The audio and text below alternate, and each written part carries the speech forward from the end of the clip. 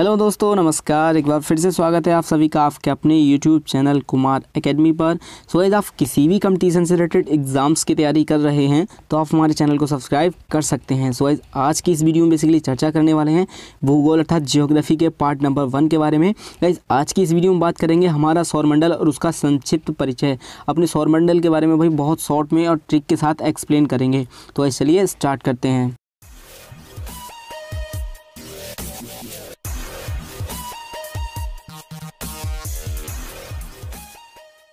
तो यहाँ पर बात कर लेते हैं सौरमंडल के बारे में कि सौरमंडल क्या होता है। थोड़ी सी बात कर लेते हैं। यहाँ पर देखिए, सूर्य तथा उसके चारों ओर घूमने वाले ग्रह, उपग्रह, धूमकेतु, उल्कापिंडों एवं क्षुद्र ग्रह जहाँ घूर्णन करते हैं अर्थात जहाँ पर ये सब चीज़ें घूमती हैं उसे ही भाई हम सौरमंडल कहते हैं। समझ गए सौरमंडल क्या होता है भाई। पहले हमारे सौरमंडल में भाई ग्रहों की संख्या 9 थी, लेकिन सन 2006 में आयोजित IAU अर्थात अंतर्राष्ट्रीय खगोल विज्ञान संघ की एक बैठक ने यम अर्थात जिसे प्लूटो हम इंग्लिश में कहते हैं से ग्रह का दर्जा यहाँ पर छीन लिया गया। अर्थात यम को भाई अब ग्रह नहीं माना जाता है, इससे ग्रह का दर्जा छीन लिया गया है। अब वो मात्र 8 ग्रह बचे हैं, जो कि बुध, शुक्र, पृथ्वी, मंगल, बृहस्पति, शनि, अरुण तथा वरुण। ये हमारे 8 ग्रह मात्र हमारे सौरमंडल में बचे हैं। तो ठीक है भाई, ये तो हमारा इसका शॉर्टली परिचय हो गया।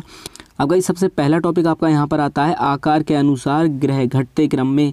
कहने का मतलब है सबसे बड़ा ग्रह कौन सा है, उसके बाद में उससे छोटा, फिर उससे छोटा, फिर सबसे छोटा, इस तरीके से घटते क्रम में यहाँ पर किस तरीके से यहाँ पर ग्रह को याद रखेंगे। देखिए, बृहस्पति होता है सबसे बड़ा ग्रह है, सौरमंडल का सबसे बड़ा ग्रह हमारा बृहस्पति होता है, जिसमें उपग्रह की संख्या यहाँ पर 67 अर्थात 67 होती है।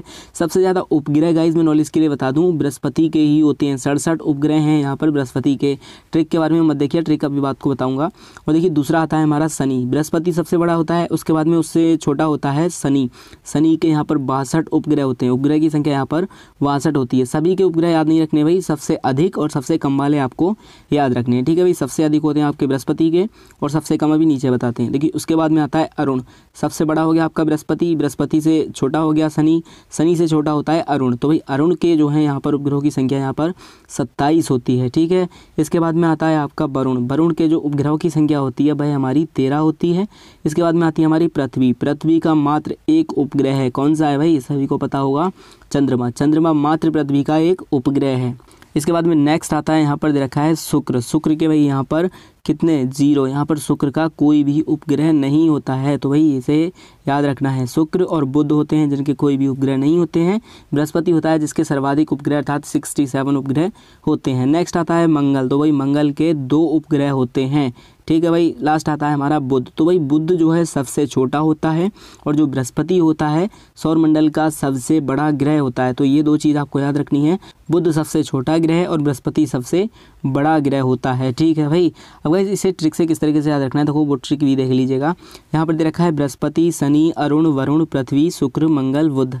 मान लो आपसे यही क्वेश्चन पूछ लिया बीच में से कि भाई अरुण से छोटा ग्रह कौन सा है, तो भाई ऑप्शन में दे रखे होंगे वरुण, पृथ्वी, शुक्र, मंगल। तो भाई आप कौन सा लगाना है, वरुण लगाना है। लेकिन इसे ट्रिक से किस तरीके से याद रखना है मैं बताता हूँ। देखो यहाँ पर ट्रिक दे रखी है कि पति शनि की आवरु पृथ्वी के शंभु ने उतारी। उतारी अपनी तरफ से याद रख सकते हैं भाई, यहाँ पर इतनी याद रखना है आपको कि पति शनि की आवरु पृथ्वी के शंभु। यहाँ पर अलग अलग लिखना है भाई शंभु आपको। यहाँ से देखिए क्या हो जाएगा, पति से हो जाएगा आपका बृहस्पति, ठीक, शनि से हो जाएगा, शनि की से हो जाएगा शनि, आ से हो जाएगा आपका अरुण, वरु से हो जाएगा आपका यहाँ पर वरुण, पृथ्वी के यहाँ से हो जाएगा पृथ्वी, से आ जाएगा आपका शुक्र, मैं से आ जाएगा आपका मंगल और शंभु भू यहाँ पर वो होना चाहिए था, उससे आ जाएगा आपका बुध। तो भाई इस तरीके से आप इजीली याद रख सकते हैं। मैंने ट्रिक यहाँ पर दे दी है। यदि आप इसका PDF चाहते हैं तो आप टेलीग्राम ग्रुप से जुड़ सकते हैं, लिंक आपको डिस्क्रिप्शन में मिल जाएगा। इसके बाद में गाइस दूसरा टॉपिक आपका यहाँ पर आता है कि सूर्य से बढ़ती हुई दूरी के क्रम में ग्रह, मतलब सूर्य से दूर कौन सा ग्रह है, सूर्य के पास में कौन सा ग्रह है। इस तरीके से जो क्वेश्चंस आपके पूछे जाते हैं एग्जाम में उसी के बारे में यहाँ पर देखते हैं। देखिए यहाँ पर सबसे पहले आता है, तो इस देखिए यहाँ पर यदि पहला प्रश्न यही पूछ लेता है कि सूर्य के सबसे निकट ग्रह कौन सा है, इसे देखने के बाद में आप इजीली टिक कर सकते हैं कि भाई बुध होता है। तो ये कैसे याद रखना है अभी बताते हैं। देखिए यहाँ पर दे रखा है ग्रह, ये उपनाम और ये ट्रिक। तो देखिए ये कुछ ग्रह के उपनाम भी होते हैं जो यहाँ पर हमने मेंशन कर रखे हैं। तो इससे पहले ऐसे देख लीजिएगा, बुध होता है भाई, बुध को सबसे छोटा ग्रह कहते हैं, सबसे छोटा ग्रह बुध होता है, सबसे बड़ा ग्रह आपका बृहस्पति होता है। ठीक, अब नेक्स्ट है यहाँ पर शुक्र। तो भाई शुक्र क्या होता है, चमकीला ग्रह होता है, आपने देखा होगा सबसे ज़्यादा चमकने वाला जो हमारा ग्रह है वह शुक्र ग्रह होता है। और भाई इसे हम पृथ्वी की बहन नहीं बल्कि चंद्रमा की बहन कहते हैं, ये गलत मेंशन कर रखा है यहाँ पर, ये चंद्रमा की बहन भी कहलाता है शुक्र, जो शुक्र है हमारा चंद्रमा की बहन भी कहलाता है। इसके बाद में आती है पृथ्वी। पृथ्वी को भाई नीला ग्रह कहते हैं, क्योंकि भाई पृथ्वी हमारी नीली दिखाई देती है तो इसे नीला ग्रह भी कहते हैं, इसका उपनेम है। इसके बाद में आता है भाई मंगल। तो भाई मंगल ग्रह को लाल ग्रह के नाम से जाना जाता है। इसके बाद में आता है भाई आपका बृहस्पति। तो भाई बृहस्पति को पीला ग्रह कहते हैं, क्या कहते हैं, पीला ग्रह कहते हैं।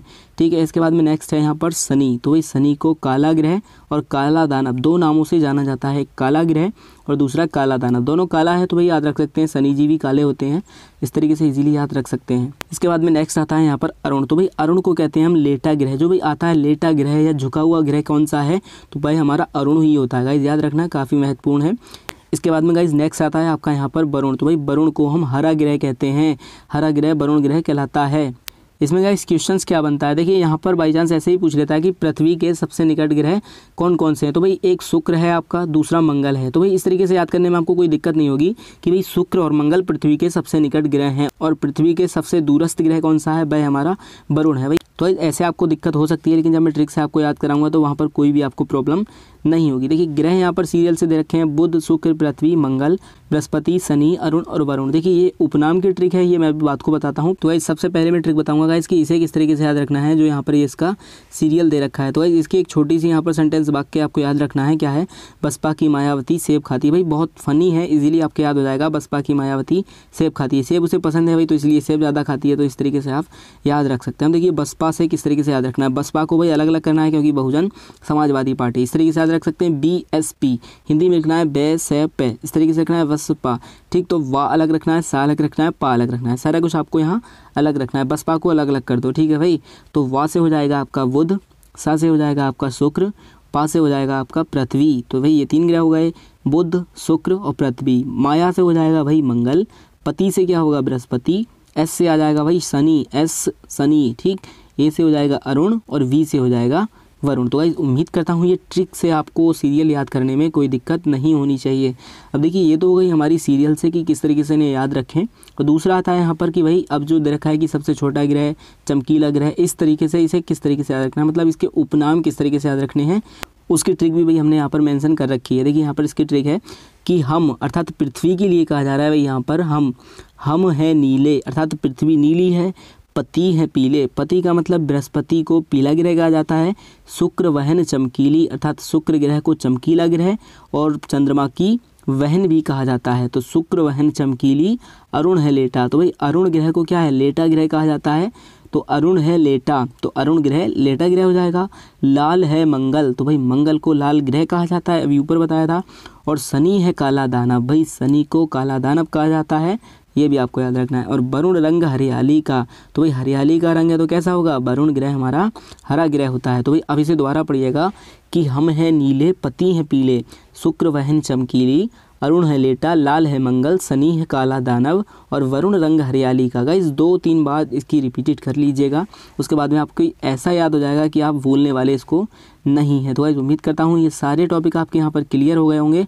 अब गाइस आ जाते हैं नीचे यहाँ पर टॉपिक पे, यहाँ पर दे रखा है कि जिन ग्रह को हम अपनी नंगी आंखों से नहीं देख सकते, कहने का मतलब है डायरेक्टली हम इनडायरेक्ट तरीके से देख सकते हैं लेकिन डायरेक्ट इसे अपनी नंगी आंखों से नहीं देख सकते, वह कौन कौन से ग्रह हैं, कभी कभी एग्जाम्स में पूछ लिया जाता है, तो इसे छोड़ के नहीं जाना है। देखिए गाइस यहाँ पर सबसे पहले है, मैं पहले ग्रह बताऊंगा उसके बाद में ट्रिक बताऊंगा। क्या है, देखो बुध ग्रह होता है, बृहस्पति होता है, शनि होता है, शुक्र होता है और मंगल होता है। ये 5 ग्रह हमारे यहाँ पर ऐसे हैं जिन्हें हम नंगी आंखों से अर्थात खुली आंखों से डायरेक्टली नहीं देख सकते। तो देखिए यहाँ पर इसकी ट्रिक है कि बुधपति की सासू माँ, बुधपति की सासू माँ, भाई बहुत इजीली आपके याद हो जाएगा, बस 2 से 3 बार इसको रिपीट कर लीजिएगा, भाई इतना तो करना पड़ेगा। अब देखिए यहाँ पर बुध से क्या है, बुध ग्रह, पति से भाई आप जानते हैं बृहस्पति होता है, शा से होता है आपका शनि, शु से होता है आपका शुक्र और माँ से हो जाएगा आपका मंगल। तो बुधपति की सासू माँ, ये ऐसे ग्रह हैं जिन्हें हम डायरेक्टली अपनी आंखों से नहीं देख सकते। और सासू माँ को भी भाई मैं ट्रिक बता दूं इसकी एक और, कि सासू माँ को भी आप अपनी नंगी आंखों से ऐसे नहीं देखना चाहिए।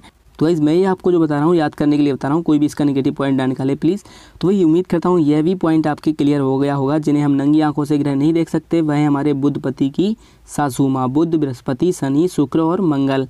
अब गाइस नेक्स्ट टॉपिक आपका यहाँ पर आता है कि देखो कभी कभी क्वेश्चन आता है मोस्टली कि सूर्य ग्रहण कब होता है और चंद्र ग्रहण कब होता है। तो भाई ये टॉपिक आज आपके बिल्कुल क्लियर हो जाएंगे। देखिए सूर्य ग्रहण की कंडीशन क्या होती है। सूर्य ग्रहण की मैं ट्रिक बताता हूँ कि सूर्य ग्रहण में समा जली। कौन जली? अब भाई सूर्य ग्रहण है तो जलना तो पड़ेगा किसी न किसी को, और जलने का काम किसका होता है? समा का होता है। समा होता है ना, तो समा कैसे लिखेंगे? SMA, समा हो गया ना भाई, समा। सूर्य ग्रहण में समा जली। समा का काम क्या होता है? जलने का होता है। और जलती कब है? जब सूर्य ग्रहण होता है। तो भाई ये तो आपको याद हो गया, लेकिन इसे एक्सप्लेन किस तरीके से करना है कि समा क्या होता है आखिर, अभी तो पता होना चाहिए। देखो समा का मतलब होता है सन, यहाँ पे सन का मतलब सूरज, यहाँ पे सूरज हो गया। M का मतलब यहाँ पर हो गया भाई मून, मून का मतलब यहाँ पर चंद्रमा, समझ गए। और भाई A का मतलब होता है यहाँ पर अर्थ, अर्थात आपकी जो पृथ्वी है उसके लिए बोला गया है, समझ गए। S से हो जाएगा सन, M से हो जाएगा मून, A से हो जाएगा अर्थ। तो भाई ये बता क्या रहा हूँ मैं आपको, वो भी तो पता होना चाहिए। देखिए सन, देखिए जब सूर्य और पृथ्वी के बीच में चंद्रमा आ जाता है तो वहाँ पर सूर्य ग्रहण होता है, समझ गए मेरी बात। S4 हो गया सन, A4 हो गया आपका अर्थ, M4 हो गया यहाँ पर मून। तो भाई जब जहाँ पर सूर्य और पृथ्वी के बीच में चंद्रमा आ जाता है तो वहाँ पर आपका सूर्य ग्रहण होता है। ठीक है भाई, उम्मीद करता हूँ ये पॉइंट क्लियर हो गया होगा। सेकंड पॉइंट यहाँ पर दे रखा है चंद्र ग्रहण कब होता है। देखिए इसकी ट्रिक मैंने बताई थी कि सूर्य ग्रहण में समा जली। अब भाई चंद्र ग्रहण में क्या होता है? ठंडा माहौल होता है ना, तो चंद्र ग्रहण में शाम हुई। भाई चंद्र ग्रहण में क्या होता है? शाम हो जाती है, क्योंकि जब चांद नहीं निकलेगा शाम हो जाएगी। तो भाई चंद्र ग्रहण में शाम हुई, तो इस तरीके से इसे याद रख सकते हैं। अब भाई शाम की क्या हुई? देखो S का मतलब क्या बताया मैंने आपको? सन अर्थात सूरज। A का मतलब क्या बताया मैंने आपको? अर्थ अर्थात पृथ्वी। M का मतलब क्या बताया भाई मैंने आपको? मून अर्थात चंद्रमा। तो देखिए जब सूर्य और चंद्रमा के बीच में पृथ्वी आ जाती है तो वहाँ पर आपका चंद्र ग्रहण होता है। और इसमें क्या था, जब सूर्य और पृथ्वी के बीच में चंद्रमा आ जाता था तो आपका सूर्य ग्रहण होता था।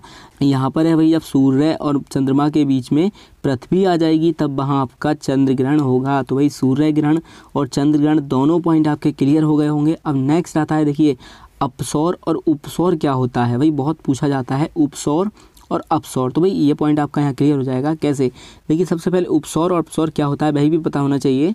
उपसौर का मतलब होता है कि पृथ्वी सूर्य के निकट होती है। जब मतलब पृथ्वी और सूर्य के बीच की दूरी बहुत कम होती है अर्थात पास पास होते हैं तो उसे हम भाई उपसौर कहते हैं, समझ गए। अपसौर होता है पृथ्वी और सूर्य से अधिक दूर होती है।